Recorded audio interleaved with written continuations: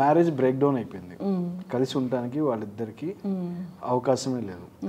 దీని తర్వాత వాళ్ళిద్దరు విడిగా ఏదో whatever the reasons it may be, ఏ కారణాలైన చేత అవ్వనివ్వండి, గొడవలు పెద్దవైపోయి విడిపోతున్నప్పుడు డిప్రెషన్లోకి వెళ్ళడం స్టార్ట్ చేస్తున్నారు.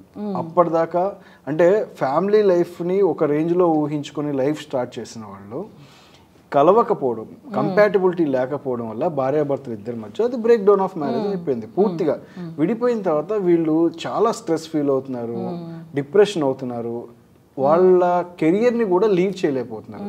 జాబ్ని పర్సనల్ లైఫ్ని బ్యాలెన్స్ చేసుకోలేక చాలా ఇబ్బందులు పడుతూ ఆల్కహాలిక్ ఎడిక్ట్ అవుతున్నారు, తర్వాత ఏమైనా సబ్స్టాన్సెస్ తీసుకోవడానికి ఎడిక్ట్ అవుతున్నారు. ఇవాళ అంత దారుణమైన పరిస్థితుల్లోకి వెళ్ళిపోతున్నారు. అది అంటే చెప్తున్నారు కాదండి, ఇప్పుడు ఒక బాండ్ అనేది ఉందండి. ఇప్పుడు ఒక పెళ్ళి అనే ఆ బాండ్లో మీకు అది సరిపడలేదండి, మీరు బయటకు వచ్చారు, పెద్ద నష్టం ఏమీ జరగలేదు, మీకు అది సరిపడలేదు, మీరు బయటకు వచ్చారు. పెళ్ళి చేసుకోకుండా లేకపోతే సింగిల్గా ఉండి ప్రపంచంలో చాలా విజయాలు సాధించిన వాళ్ళు ఎంతమంది ఉన్నారు? వన్ బెస్ట్ ఎగ్జాంపుల్ మన రతన్ టాటా, అబ్దుల్ కలాం ఎంత ఇచ్చారండి. వాళ్ళిద్దరూ ఇచ్చినంత దేశానికి ఎవరు, వాజ్పేయి గారు దేశానికి ఎంత ఇచ్చారండి, సమాజానికి ఎంత ఇచ్చారు.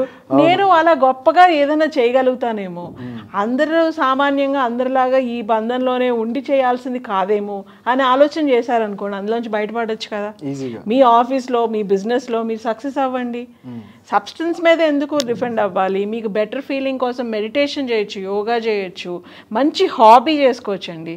If you make hobby as a habit you will feel better. Painting చేయొచ్చు, మ్యూజిక్ వినొచ్చు, డాన్స్, యూ కెన్ కొత్త కొత్త హాబీస్ ఎన్నైనా మనం అలవర్చుకొని ఆ ఒత్తిడి నుంచి బయటపడవచ్చు. ఒత్తిడి ఉందంటే ఫస్ట్ ఇమీడియట్లీ ఏది చూస్తున్నామంటే నెగిటివ్గా స్ట్రెస్ బస్టర్స్ ఏవి అంటే ఈ సబ్స్టెన్స్ అబ్యూస్, ఆల్కహాల్, డ్రగ్, వీటికి వెళ్ళిపోతున్నారు. ఇదే వే ఆఫ్ స్ట్రెస్ రిలీవింగ్. మన సినిమా, మన మాధ్యమాలు కూడా అలాగే చూపిస్తున్నాయి. స్ట్రెస్ అంటే అదే కాదే ఇంకో రకంగా కూడా చేయొచ్చు కదా.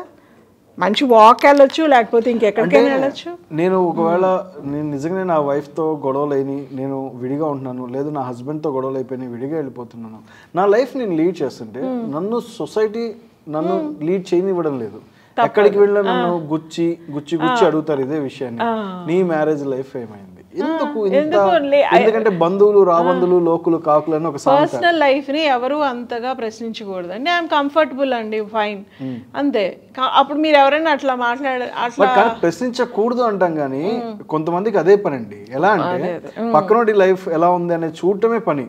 వాడు ఇబ్బంది పడుతున్నాడా, వాడికి ఏమైనా ఇబ్బంది కలుగుతుందా, నేను ఎక్కువ మాట్లాడడం వల్ల, లేదు తను నిజంగా ఆ బాధలో ఉన్నప్పుడు మనం ఎందుకు టచ్ చేయడం అనే ఆలోచన కూడా, జ్ఞానం కూడా ఉండట్లేదు కొందరికి. అది ఉండకుండా వాళ్ళని లైఫ్లోకి మళ్ళీ నార్మల్ అవ్వడానికి హెల్ప్ చేయాలి కానీ దాన్ని మళ్ళీ బాధ పెట్టే రకమైన ప్రశ్నలు అడగకూడదు.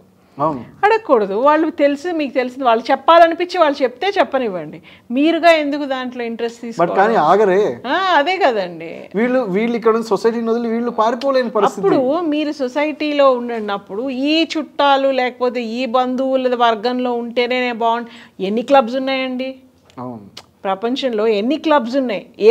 ఆ క్లబ్స్లో మీకు పెళ్ళయిందా, మీకు పిల్లలు ఉన్నారా అని అడగరు. నీ హాబీ ఏంటి అని అడుగుతారు. నువ్వు అడ్వెంచర్ క్లబ్లో జాయిన్ అయితే ఏమైనా అడ్వెంచర్ ఫస్ట్ టైం వచ్చావా, ఏదైనా చేయదలుచుకున్నావా, గో ఫర్ ఇట్. ఎందుకు ఈ గ్రూప్లో ఉండాలనుకుంటున్నారు? మీరు ఐడెంటిటీని ఎందుకు ఈ గ్రూప్లో ఎత్తుకుంటారు? ఈ గ్రూప్ను వదిలేయండి కొన్ని రోజులు. అప్పుడే మీరు ఎక్కడైనా ఏ పర్వతం ఎక్కి మీ ఫోటో పడినప్పుడు అప్పుడు మీ గ్రూప్ అడిగితే మీ ఫోటో చూసామంటారు.